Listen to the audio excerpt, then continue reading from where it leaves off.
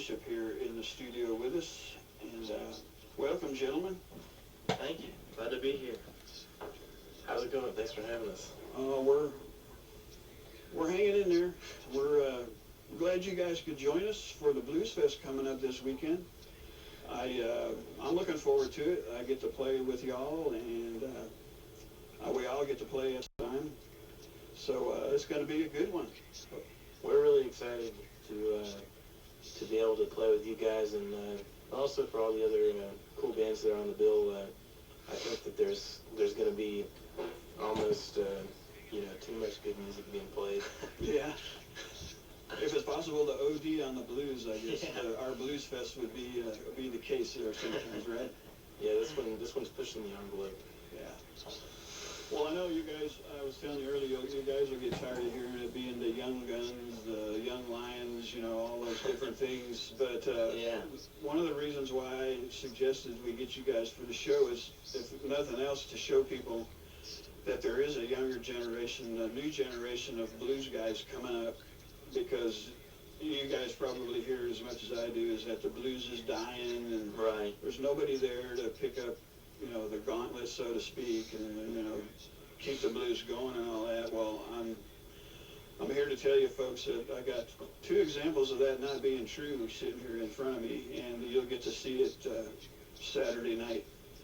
And so what drew you to the blues initially, Dylan? Well, I started playing guitar when I was about 7, and when I first got into it, I was more into rock kind of stuff. Yeah. But I quickly kind of grew to realize that it was coming from somewhere else, all that influence of those guys. So I really just traced it back to more of its roots, and from there I've just gotten more and more into it, and it's now become really all I play and listen to, all those old greats. Well, do you remember the first blues that you heard, or was it just kind of a mix of things? I think it was a mix. I would say, it's really tough to say. I would say it was probably a healthy mix. Maybe it would have probably been something by like Muddy Waters coming from the Rolling Stones or something, Well, it's kind of like my generation, is that a lot of us discovered the blues through the English invasion, where the Led Zeppelin or any of the Stones or any of those people were doing blues songs, and then we'd look on the label and say, hey, this was written by some guy named W. Dixon. Yeah, exactly. And then we went back that way. I guess you were doing the same thing then. Yeah, exactly. Yeah. Was it the same with you, Reo, or did you have a different way of finding the blues? Yeah, I think it was about the same. I think I grew up hearing a lot of Stax and Chuck Berry and Aretha Franklin and stuff like that, and then I picked up. I started playing drums when I was in I think the 5th grade or something, and then I picked up a guitar a little bit later. But I was kind of the same way. I saw some British invasion bands, and then I would see W. Dixon on the liner notes and stuff. Yeah. And I'm still trying to figure out who that Chester Burnett guy is. Oh, C. Burnett? Yeah. And let's see, what's another one? Whitaker. There's any number of them, but yeah, it's I guess, we're all like that. We all discovered it. Obviously we didn't grow up in the cotton fields of Mississippi, so there was a point where we discovered it all ourselves, and we're kind of like doing what we feel like we have to do, right? Yeah, absolutely. Yeah, sure.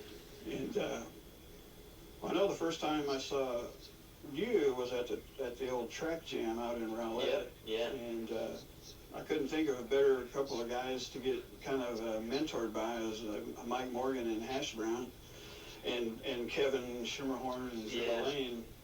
And I couldn't think of some better examples myself. Yeah, absolutely. I was a little discouraged at first before I got into that whole group of guys and really got to know them, because I was thinking, man, no one, really digs the blues anymore. Yeah. And then I met, like you said, Hash Brown and all those guys, and Mike, and they were all real welcoming and really helped me out a lot. And yeah, they've been a huge factor in it all for me.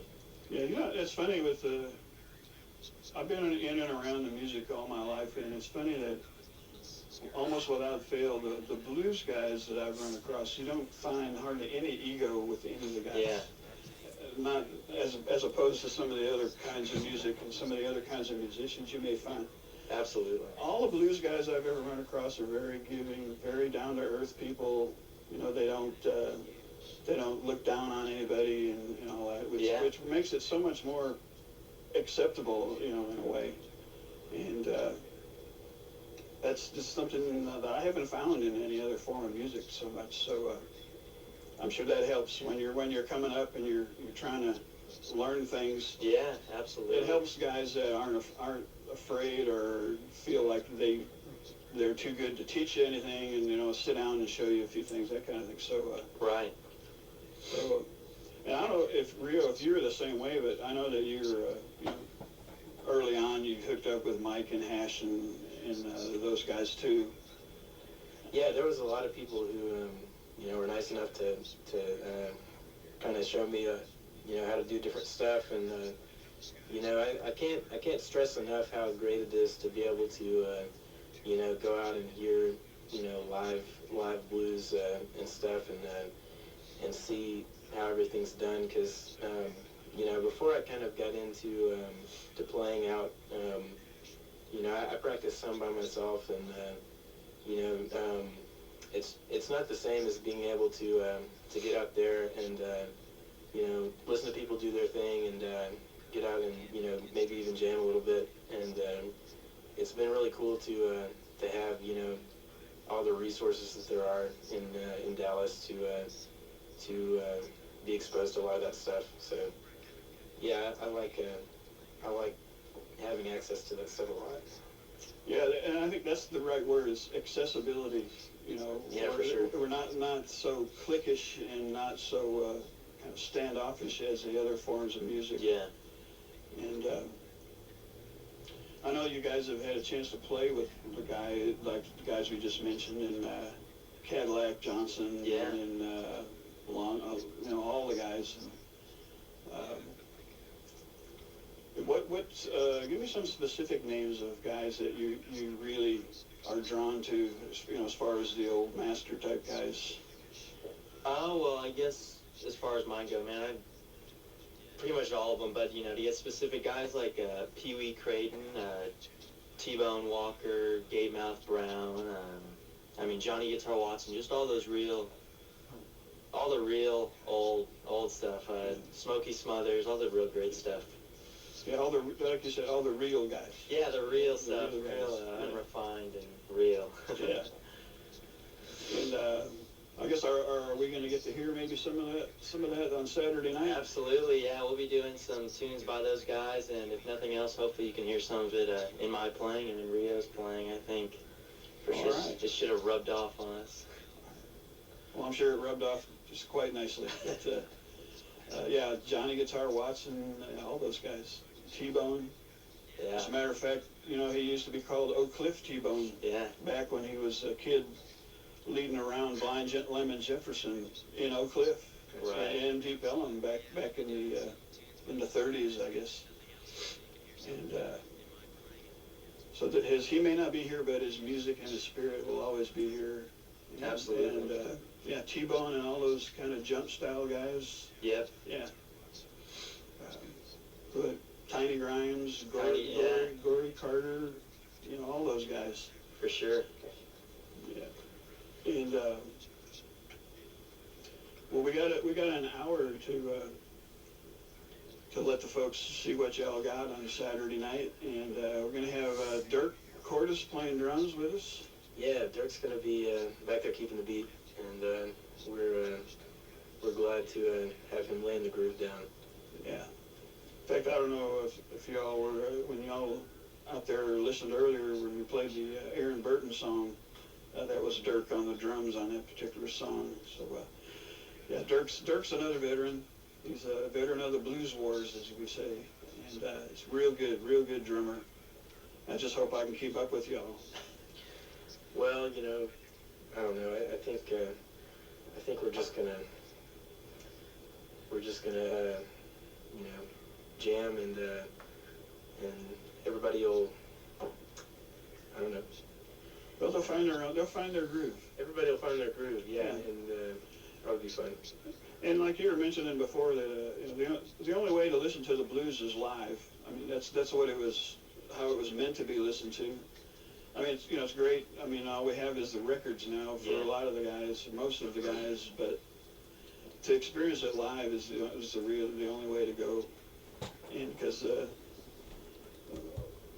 a lot of the blues guys, it's as much a visual show as it is a musical show. You know, most of the guys just don't stand there and play. They kind of entertain you. Right. You know, it's a little bit of a show as well as listening to the music.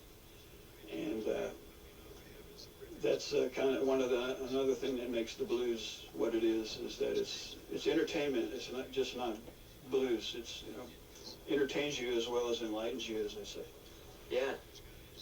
And I heard you were going to set a bass on fire at the gig. I don't know if that's true or not. well, I haven't got any lighter fluid yet, but I guess you can get it. Or if not, we'll just get some kerosene and have a slow burn.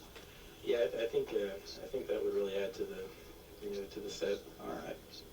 Do I have to get down on my knees and kind of pray to it before I light it on fire? Well, you know, everybody's got their own burning, you know, ritual. And yeah. We'll have a non-denominational bass burning on Saturday night. That sounds great. You know, I think that would really cap things off. We're gonna do Saturday night. Maybe do a little Otis Rush. Yeah, we could do some Otis Rush for sure. Yeah. You got some. There's some. We were talking about Albert Collins and Albert King. And I think we said we got Johnny Guitar Watson. We're gonna do one of his tunes. And we got BB on the set list. Oh, of course. You know, I was like, gotta have BB. Oh yeah. Gotta have BB.